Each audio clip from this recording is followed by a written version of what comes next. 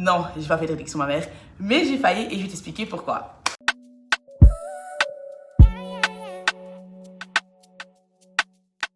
Hello tout le monde, j'espère que vous allez bien. Pour ceux qui ne me connaissent pas, moi c'est Jenka, votre sororiste préférée. On se retrouve aujourd'hui, vendredi 20h pour une nouvelle vidéo. J'aime trop. Les gars, j'aime trop YouTube. J'espère que vous allez bien. Moi, ça va. Alors, aujourd'hui, votre RDV du soir, tous les vendredis de soir d'ailleurs. On se retrouve aujourd'hui pour une nouvelle vidéo où je vais parler des complexes physiques. Et ouais, je vais parler des complexes physiques, d'où le titre. J'ai fait une réduction mammaire, ce qui est faux bien sûr, mais j'ai failli. J'ai failli à plusieurs reprises et je trouve qu'il est important de parler des complexes du physique. Pourquoi? Parce qu'on vit dans une société vraiment gâtée. Le monde des réseaux sociaux commence vraiment à troubler non seulement nos petits frères et nos petites sœurs. La publicité là, gâtée la DA.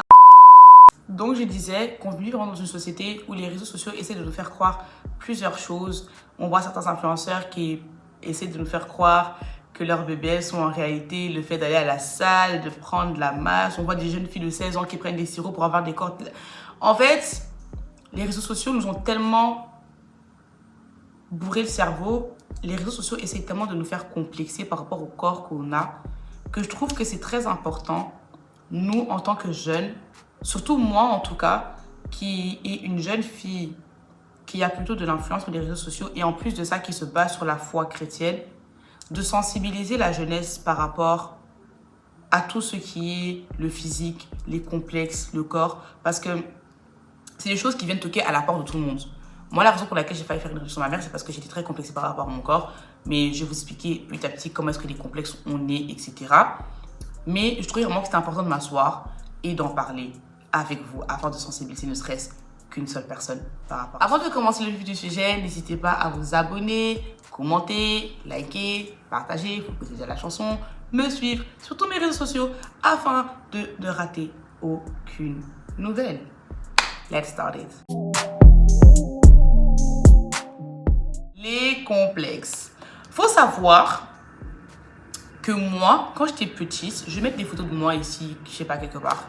Après, bon, je vais mettre des photos de moi ici quand j'étais petite.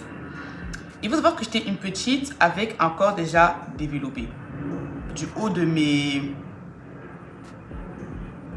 8 ans, 11 ans, j'étais déjà un peu un bingazor, comme on me dit en lingala. Ouais, d'ailleurs, je suis congolaise. Et puis d'ailleurs aussi, on a gagné, on part à la Coupe du Monde. Je devais un peu le dire, ouais, non, parce que voilà.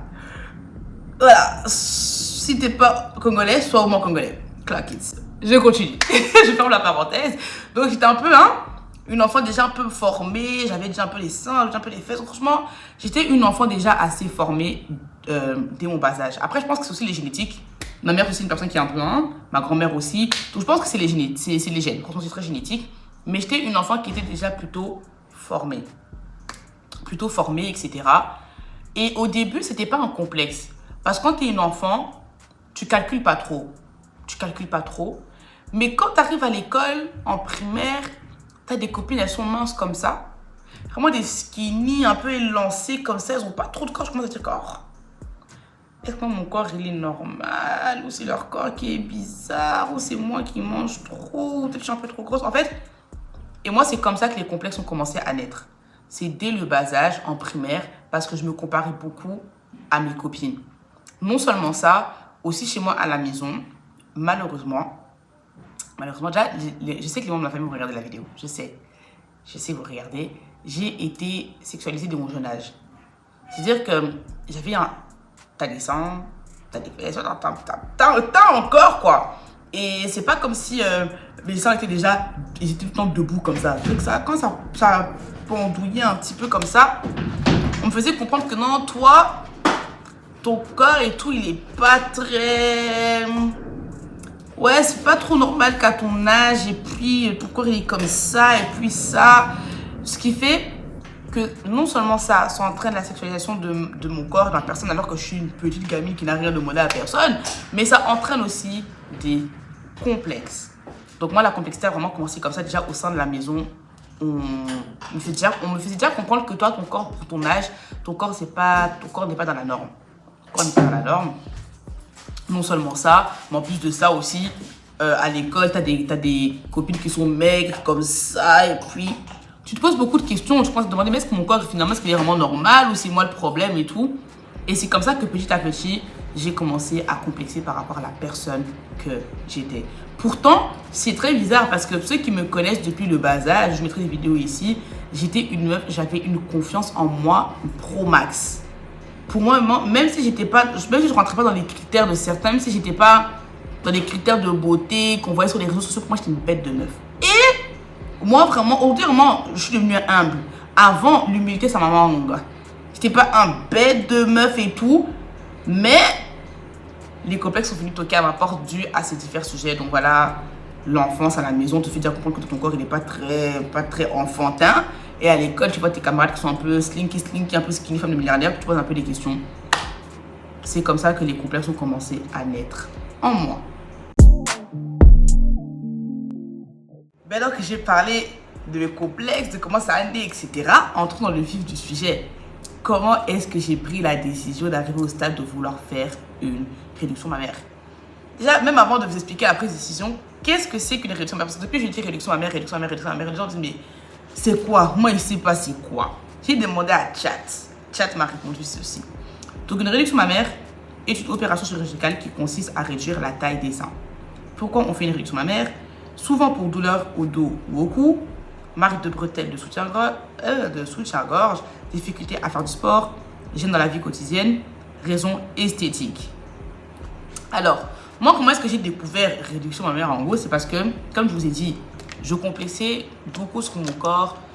En fait, comme on me faisait, déjà depuis l'enfance, comme on me faisait comprendre que ton corps ne rentre pas dans la norme, surtout au niveau de ma poitrine, j'étais là en mode, bah, si c'est comme ça, je trouve un moyen de réduire ça parce que j'ai pas demandé. Dieu m'a créé comme ça, bouf, pim bam, et puis voilà en fait. J'ai pas demandé d'avoir une grosse poitrine, j'ai pas demandé d'avoir une poitrine plutôt imposante. Donc si ça dérange et que ça rentre pas dans les normes, autant la réduire. Donc j'ai commencé à chercher sur internet comment est-ce qu'on réduit sa poitrine et je suis tombée sur le nom réduction mammaire. Quand je vous dis que j'étais déterre et j'étais déterminée à faire cette opération, pourtant j'avais quel âge? 17 ans, 18 ans, 17, 18 ou même voire plus jeune, j'avais 16 ans. En tout cas, c'est vers l'âge de 16, 17, 18 que j'ai pris la décision que je voulais faire cette opération que je n'ai pas faite finalement parce que j'ai repris la raison. Mais voilà, je voulais vraiment faire cette opération. Pourquoi? Parce que je me disais, on m'a toujours fait comprendre que mon corps ne rentrait pas dans la norme. Donc, s'il y a une solution pour réduire cela, autant aller faire cette réduction. Comme ça, je suis tranquille. Et en plus de ça, je ne vais pas vous mentir, comme je l'ai lu, des fois, certaines personnes font cette opération parce que leur poitrine les gêne, mais en mode c'est lourd à porter et tout. Pas pour dire que moi, c'est ma poitrine. Il fut un temps où ça me dérangeait. Comme je ne trouvais pas les bons sous-vêtements à mettre pour la tenir, etc., ça me dérangeait. Courir, c'était difficile. Courir comme ça et tout, gars. Ouais, je suis fatiguée en fait. Fatiguée. Mais moi, c'était pas dans le truc comment ça fait mal. Moi, c'était vraiment dans le mode je suis complexée. Et comme c'est un complexe, il faut que je me débarrasse de ce complexe. Je voulais pas apprendre à vivre avec mon complexe. Moi, je voulais m'en débarrasser. Comme ça, je pouvais enfin rentrer dans la norme et avoir la même poitrine que tout le monde, le même corps que tout le monde. Je voulais juste en fait qu'on me laisse tranquille. Voilà, que ma famille me laisse tranquille, que je me sens plus complexée comparé à mes amis, etc. Comparé au réseau aussi, je voulais juste qu'on me laisse tranquille. Et faire cette réduction. Je voulais la faire. Mais finalement, je ne l'ai pas faite. La raison pour laquelle je ne l'ai pas faite, c'est parce que, comme je viens de dire, je ne voulais pas apprendre à vivre avec mon complexe. Je voulais... Jésus. Je ne voulais pas apprendre à vivre avec mon complexe. Je voulais à ce complexe. Je voulais le couper. Je voulais me débarrasser tout court de ma poitrine, etc. Parce que je me disais que c'est la meilleure façon de faire quand tu as un complexe, c'est de t'en débarrasser. Mais si le fait de te débarrasser d'un complexe arrive au stade médical, parce que moi en soi, comme je dis, c'est pas comme si ça me dérangeait de ouf. Ok, voilà, courir c'était un peu compliqué à l'époque, mais c'était parce que je trouvais pas les bons sous-vêtements. Aujourd'hui, il y a des soutiens-gorge de sport, donc je suis plus gênée par rapport à ça. Moi, la première raison, c'était dans l'effet esthétique. Moi, quand je parlais de réduire, c'était pas en mode réduire un peu. Moi, je voulais tout réduire. Moi, mode, il n'y a plus rien. En mode, on va avoir une différence de dingue. Moi, c'était ça que je voulais. Mais j'ai repris, comme je dis, j'ai repris mes esprits dans le mode. Parce que je sais qu'il y en a qui le font parce que ça devient lourd à porter, ou c'est dans un cas médical, ou en plus de ça, esthétiquement parlant, c'est mieux de réduire un peu. Et que les vêtements, c'est compliqué. Moi, c'était même pas quand les vêtements étaient compliqués. Enfin, certains vêtements, oui, bien sûr, mais ça, je peux pas trop rien y faire. Mais moi, c'est plus dans le style en mode, je suis complexée. Mais la raison pour laquelle je n'ai plus fait cette opération, en plus, j'allais la faire derrière le dos de mes parents, génial, c'est parce que j'ai appris à vivre avec mon complexe. J'ai appris à vivre avec mon complexe, d'où j'arrive du coup au prochain chapitre de la vidéo. Pourquoi je me suis arrêtée et comment faire pour se débarrasser d'un complexe. Moi, je trouve qu'un complexe, on ne s'en débarrasse pas vraiment. On apprend à vivre avec. La raison pour laquelle moi, je voulais aller faire une réduction mammaire, c'est parce que je ne cherchais pas à apprendre à vivre avec mon complexe. Je voulais tout simplement m'en débarrasser. Mais il n'y a pas tout complexe, tu peux t'en débarrasser juste comme ça par magie en allant à l'hôpital et te faire des chirurgies. Imaginez maintenant, je te parle de faire l'opération et ça se passe mal.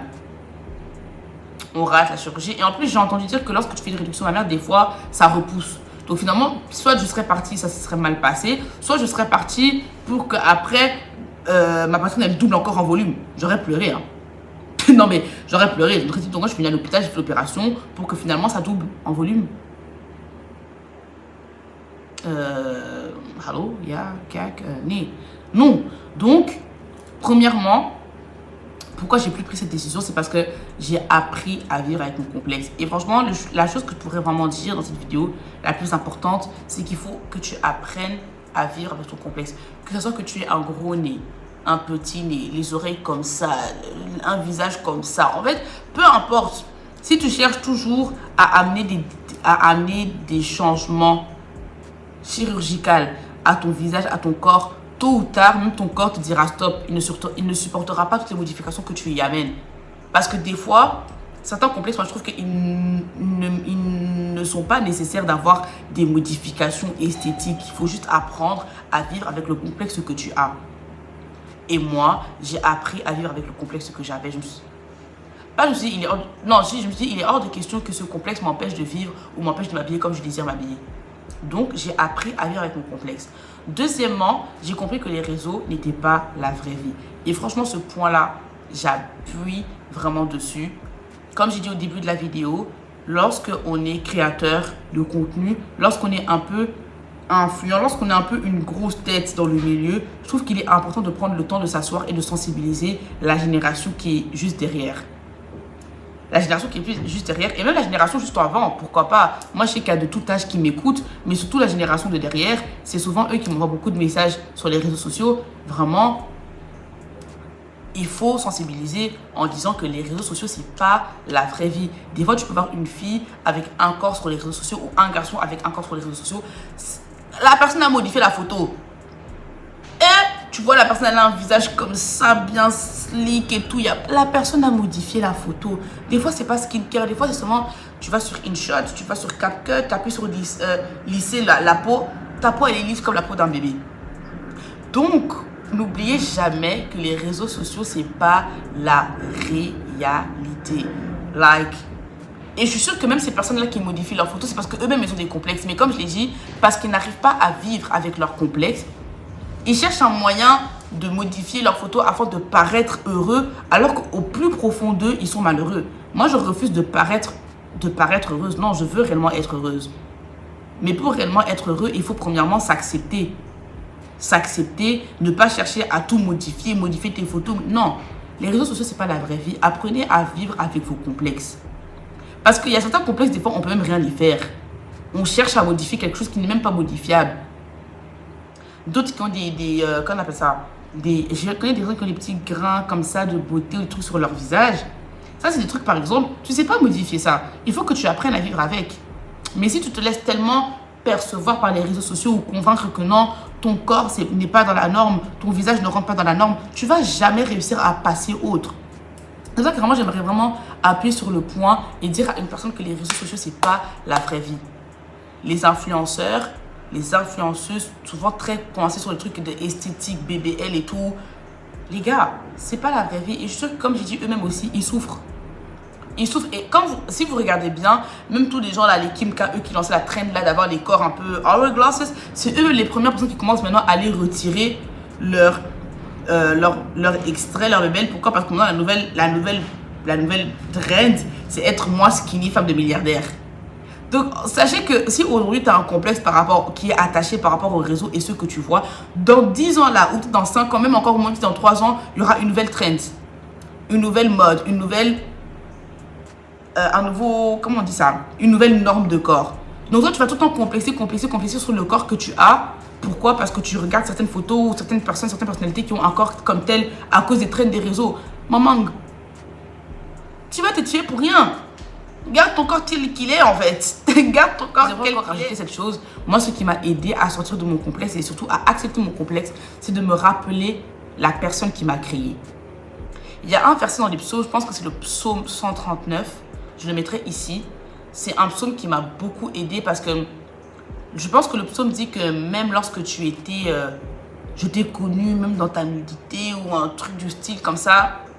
Bref, en tout cas, le psaume fait comprendre que nous sommes des créatures merveilleuses de Dieu et que c'est lui qui nous a créés. Donc si tu as été créé avec peut-être un bras plus petit que l'autre, avec un pied déformé, avec une poitrine qui prend de la place, avec je sais pas, en fait peu importe comment tu as été créé, tu es à l'image de Dieu. Donc la personne que tu es, c'est la personne que Dieu voulait que tu sois. J'aime aussi Jérémie 1,5 qui dit qu'avant que tu ne fusses formé dans le ventre de ta mère, juste cette phrase, même pas le je te connaissais déjà, juste avant que tu ne fusses formé dans le ventre de ta mère. Donc Dieu te voyait même avant que tu ne sois formé dans le ventre de ta maman. Donc, il savait déjà exactement comment est-ce qu'il allait te créer. Et toi, tu veux complexer alors que le corps que tu as, la personne que tu es, la façon dont tu es, c'est l'idée parfaite que Dieu avait de toi. Tu n'as pas le droit de complexer pour la personne que Dieu voulait que tu sois. Tu es beau, tu es belle telle que tu es. C'est même ce que je disais dans ma vidéo quand je parlais de mes vêtements. La raison aussi pour laquelle je m'exposais autant et j'exposais autant certaines parties de mon corps, c'est parce que j'étais complexée de mon corps, je ne me sentais pas bien. Pour moi, je ne rentrais pas dans les cases. Je ne rentrais pas dans la norme. Mais lorsque j'ai eu la révélation, premièrement, de qui j'étais, mais surtout de comment est-ce que Dieu me considérait et que j'étais sa création parfaite. Les gars, mais je suis une bête de meuf. Mais je suis une bête de meuf. Je suis comme la créature du très haut. Je suis comme la prunelle des yeux de Baba God. Donc, je n'ai pas le droit de complexer. I'm pretty. Et franchement, j'aimerais aussi dire à la personne qui me regarde, fille comme garçon, tu es bien tel que tu es. Franchement, ne cherche pas à modifier ton corps dû au standing des réseaux. Ne cherche pas à modifier ton corps dû aux cases que la société essaie de nous créer. Quand on regarde la télévision, quand on regarde les réseaux sociaux, quand on écoute les infos, quand on regarde même les magazines. Dieu merci, aujourd'hui, ça commence quand même. Le monde de la mode évolue quand même. Hein. On voit aussi le côté size plus, on voit le côté un peu tall girl, teen girl. On voit un peu de toutes les catégories. Mais je trouve qu'il manque toujours un peu de diversité parce que quand on monte des fois les size plus, là, c'est pas tout le temps vraiment des vrais size plus. En fait, je trouve qu'il manque quand même encore de certaines diversités, mais ça commence à arriver petit à petit. Et je trouve vraiment qu'il est très important ne pas te laisser coincer dans une case ou de ne pas te laisser influencer parce que tu vois dans la société. La société est basée sur les critères de la société. Toi, en tout cas, si tu es chrétien, chrétienne et que tu me regardes, base-toi sur ce que Dieu te dit. Dieu te dit que tu es une belle créature. Dieu te dit que tu n'as pas besoin d'exposer X ou telle chose pour prouver au monde que tu es belle. Parce que c'est une erreur aussi que je faisais. Moi, je voulais m'exposer, c'était même pas pour moi-même, c'était pour prouver aux autres que voilà, je m'accepte. Voilà, je suis belle. Voilà, je suis une bête de meuf. Mais non, tu ne vis pas pour prouver aux autres qui tu es. Tu vis pour toi-même. Accepte-toi tel que tu es. Embrasse la personne que tu es. En fait, vois-toi avec les yeux de Dieu. J'aimerais terminer comme ça. Vois-toi avec les yeux de Dieu. Tout complexe que tu as, toute déformation que tu as. En fait, les complexes que tu as font la personne que tu es.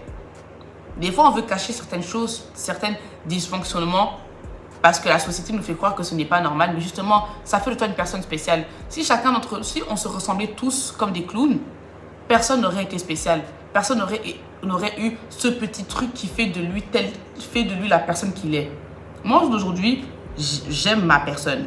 J'aime ma personne. Et la personne que je suis, en tout cas, comment je suis bâtie, c'est ça qui fait Damaris. Si j'étais pas, la publicité ne veut pas mon bien. La pub ne veut pas mon bien. Mais je continue la vidéo parce que c'est pour mon problème. La personne que je suis aujourd'hui, la façon dont je suis, c'est... En fait, c'est ça qui fait moi. Si j'étais pas comme ça, en tout cas, si j'avais passé le cap de cette opération, ben, c'est pas moi. Je pense que même moi, au bout d'un moment, j'aurais regretté. Je me serais dit, mais Damaris, pourquoi est-ce que tu as fait ça? Parce qu'aujourd'hui, je suis une bête de meuf. Franchement, je n'envie le corps de personne. Quand je me regarde, je me dis, clack it. Du coup, je pense que même moi, si j'aurais passé le cap, j'aurais regretté. Je me serais dit, Mago, t'as fait une dinguerie. T'as modifié un truc maintenant. Et franchement, des fois, quand vous prenez des décisions, réfléchissez. Hein, parce qu'il y a des décisions qu'on prend là à la va-vite, dans le coup d'une telle. Il y a des trucs, des opérations qui sont irréversibles. Donc, quand tu fais quelque chose là, boule, réfléchis 4 fois. Franchement, ne prenez pas les décisions à chaud. Ne prenez pas les décisions sous les émotions. Ne prenez pas les décisions parce que voilà, non, et tout. Non. Quand on est comme ça, on ne prend jamais les bonnes décisions. Prenez les bonnes décisions. Réfléchissez bien avant de prendre des décisions. Surtout quand il s'agit de votre corps, de votre physique, d'une opération chirurgicale. Réfléchissez 4 fois, 3 fois, 10 fois, 20 fois, 40 000 fois s'il faut. Mais réfléchissez. Réfléchissez parce que certains actes qu'on pose ne sont pas irréversibles. Et tu risques de regretter par la suite. C'est la fin de cette petite vidéo. J'espère qu'elle vous aura plu. Moi, ça m'a plu de la faire. C'est vraiment un sujet qui me tient à cœur comme ça. Parce que voilà, non seulement pour sensibiliser la jeunesse, la génération en dessous, mais vraiment pour donner confiance à une personne et vous rappeler que vous êtes la prunelle des yeux de Dieu, que vous êtes bien tel que vous êtes. Vos complexes, vos différences font de vous les personnes que vous êtes. Ne cherchez pas à modifier ce que Dieu appelle parfait. Parce que le monde l'appelle bizarre. Si aux yeux de Dieu, tu es bizarre, si aux yeux du monde, pardon, tu es bizarre, sache qu'aux yeux de Dieu, tu es unique. Tu es bien tel que tu es. Dieu prend les choses folles du monde pour confondre les sages. N'oubliez jamais ça. Donc Dieu prend des fois les choses bizarres pour confondre les sages. Soyez bénis. On se retrouve la semaine prochaine, vendredi, pour une nouvelle vidéo. Ciao.